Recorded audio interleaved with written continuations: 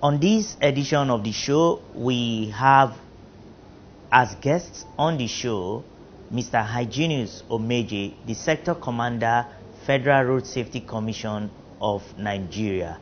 He's going to be speaking with us on Nigerians' attitude and the need to imbibe safety measures, especially with the obedience of road signs and traffic lights within the Lagos metropolis. He would also give us insight into the speed limiter device that the Federal Road Safety Commission of Nigeria recently started enforcing. Once again, it's our pleasure to have Mr. Hygienius OMEJIE on the program.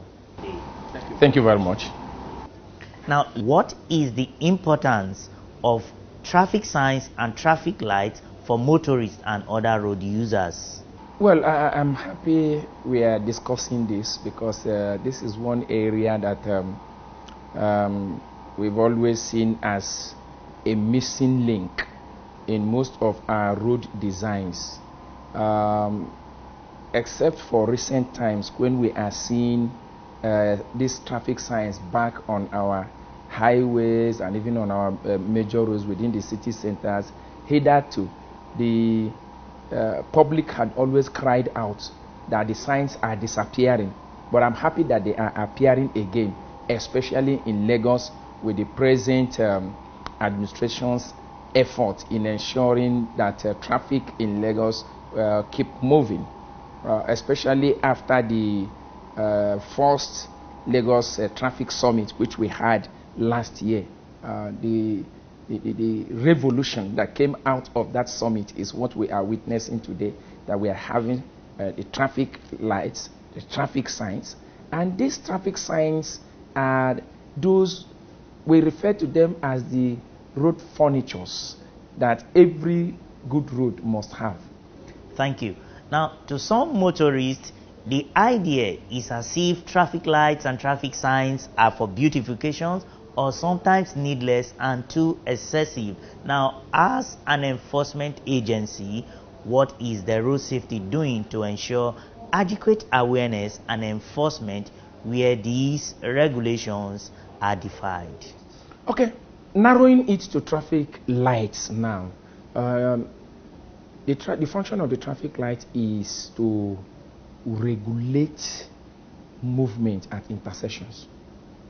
It helps to avoid chaos and anarchy that could arise in any intersection that is not signalized. And if you look at the usage, especially in Nigeria, it all borders to sheer ignorance of what the sign is saying, and again, outright disobedience to the traffic sign. In one side of the divide are people who, due to not going through trainings, as in going through the driving school before hitting the road to drive as a driver or a motorist, or whether commercial or private or whatever, they never went through the driving school.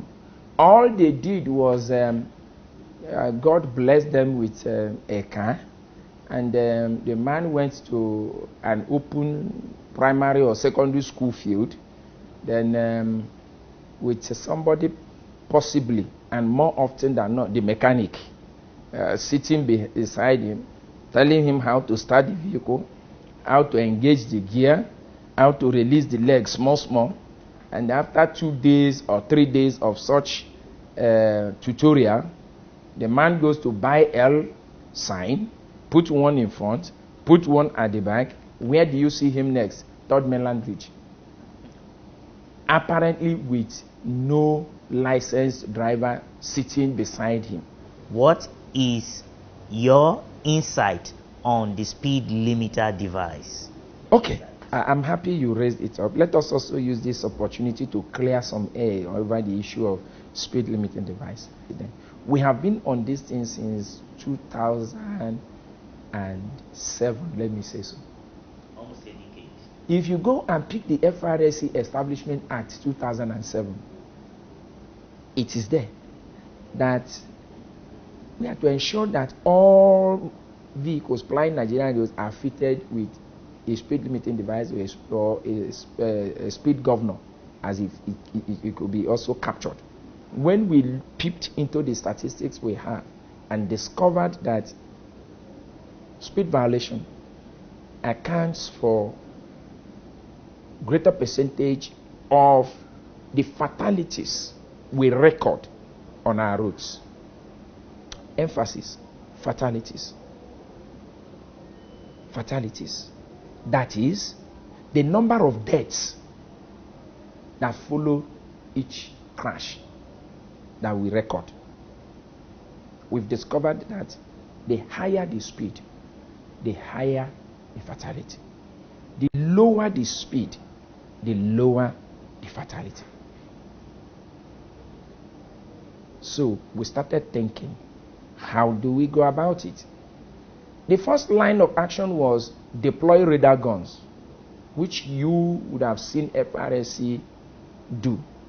You deploy radar gun, the man beats the speed limit, you use power bike, follow him up and pick him. However, technology has helped man to solve a lot of questions and address so many issues that has improved and made our life better. Scientists came up with, look, there is a device that you can put in a vehicle actually at a preset speed limit, and the man does not drive at a suicidal speed that will kill himself and kill others. Other countries have done it, including African countries. Kenya, for one. He did it with good. South Africa, some of these other African countries, they have done it before. They applied it and it's working for them. Thank you so much, Mr. Hygienius OMEJIE. It's been a pleasure having you on the show this week.